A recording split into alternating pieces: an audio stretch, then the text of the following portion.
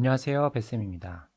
오늘은 90일의 토픽 2 듣기 37번부터 40번까지 문제 같이 한번 보겠습니다. 먼저 37번입니다. 여자의 중심 생각으로 가장 알맞은 것을 고르십시오. 자, 그럼 여자의 말을 잘 들어야 되고요.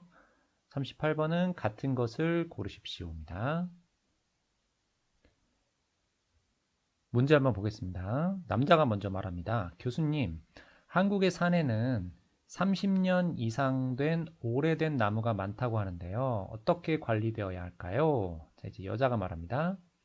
네, 그런 나무가 72%나 되는데요. 자, 그런 나무라는 것은 뭡니까? 네, 오래된 나무, 30년 이상 된 오래된 나무입니다. 나무의 고령화로, 자, 고령화라는 것은 나이가 많은 겁니다. 나이가 많아짐. 사람도 되고요. 그렇죠? 어떤 뭐 동물도 되고요. 여기에선 지금 뭐예요? 나무가 나오는 겁니다. 자, 나무들이 오래됐어요. 나이가 많습니다. 30년 이상. 산림의 탄소 흡수량과 저장량이 줄어들고 있는 상황입니다. 라고 했습니다. 자, 산림이라는 것은 나무가 많은 어떤 숲을 이야기합니다. 숲. 여러분 숲이라고 들어봤습니까? 네, 나무들이 많이 있는 거 숲이라고 합니다. 자, 나무들은 우리 공기에 있는 이렇게 안 좋은 탄소들을 뭐 합니까? 흡수합니다. 흡수. 흡수라는 것은 이렇게 나무들이 있는데요. 여기에 이렇게 탄소들이 있으면 이렇게 탄소들을 나무들이 흡수하는 거예요. 그리고 그 안 좋은 탄소들을 이 안에 저장을 합니다. 저장. 네. 흡수하고 저장합니다. 자, 그런데 줄어들고 있다라고 했습니다. 왜요? 나무가 나이가 많아서 이렇게 흡수하고 저장하는 것이 어떻게 되고 있다? 이렇게 지금 줄어들고 있습니다. 나무가 30년 이상이 되면 탄소를 흡수하고 저장하는 능력이 현저히 떨어지기 때문이죠. 아, 여기 떨어진다라는 말이 나오네요. 자, 현저히라는 말은 아주 눈에 잘, 다시 쓸게요. 아주 눈에 잘 보이는 것, 이거를 현저히라고 합니다. 자, 그래서 오래된 나무를 베어내고, 자, 베어내다, 베다, 나무를 베다라는 말이 있습니다. 나무를 자르다예요. 어린 나무를 심는 방식에 산림순환 경영을 도입해 관리해야 합니다.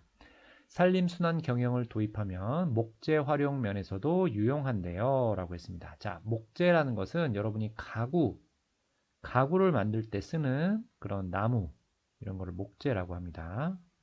가구를 만들 때 쓰는 어떤 재료, 이런 것을 목재라고 합니다. 한국은 이런 나무들을 수입을 합니다. 외국에서 상당히 높은데 산림을 순환시키면 목재 수입량을 크게 줄일 수 있습니다. 이렇게 되어 있습니다. 자, 그러니까 정리해보면 30년 이상 오래된 나무들이 있어요. 이 나무들이 여기 있는 탄소들을 이렇게 흡수하거나 저장해야 되는데 그 능력이 떨어집니다. 그래서 어떻게 돼요? 이 나무들을 다 베고 어린 나무를 심는 어떤 산림순환 경영이라는 것을 해야 합니다. 이게 지금 여자가 말하고 있는 겁니다. 자, 그럼 37번 여자의 중심 생각 보겠습니다. 네, 수출하다 이야기 없었고요. 산림순환 경영을 통해 좋은 효과를 얻을 수 있다라고 했습니다. 자, 지금 그 나무의 기능이 떨어지기 때문에 오래된 나무를 베고 어린 나무를 심자, 산림순환 경영을 하자. 이렇게 하면 수입을 좀 줄일 수 있다. 이런 이야기를 했죠. 같은 것을 고르십시오. 자, 목재 수입 비중이 높다라고 했습니다. 자, 지금 아직 시행하고 있는 게 아니라 시행해야 한다라고 이야기를 했습니다.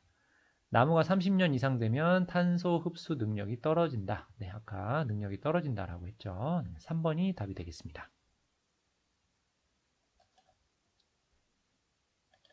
자, 다음 39번 보겠습니다. 이 대화 전의 내용으로 가장 알맞은 것을 고르십시오. 라고 했습니다. 자, 그러면 뭐 여자, 남자. 남자, 여자 이렇게 얘기하는데 누구의 말을 잘 들어야 됩니까? 처음 시작하는 사람의 이 말이 39번의 답입니다 라고 했어요. 네, 그러면 앞에 무엇 했습니다 이런 이야기가 나올 겁니다. 자, 그리고 40번은 같은 것을 고르십시오입니다.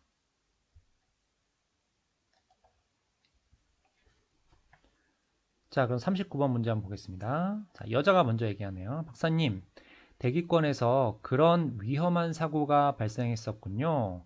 앞으로 인공위성이 더 많아지면 이로 인한 사고도 늘어날 텐데요. 자, 지금 앞에 여자가 첫 번째 문장에서 이야기를 했습니다. 어떤 사고가 발생했었다라고 이야기했습니다. 인공위성은 뭐죠? 인공위성은 네, 우주로 보내는 아이고, 네, 미안합니다. 네, 우주로 보내는 거 인공위성입니다. 자, 어떤 사고가 있었습니다. 자, 그런데 그런 사고라고 했습니다. 그런 사고, 그런 위험한 사고. 그러면 그런 위험한 사고가 뭔지 아직 잘 모릅니다. 자, 그러면 남자의 첫 번째 문장까지 한번 들어보겠습니다. 네, 앞으로 더 많은 인공위성이 쏘아 올려지면 앞서 말씀드린 것과 같은 이라고 했습니다. 아, 여기 아주 중요한 이야기 나왔네요. 자, 앞서서 앞에 내가 무슨 이야기를 했습니다. 그 이야기가 뭐예요? 폭발 사고.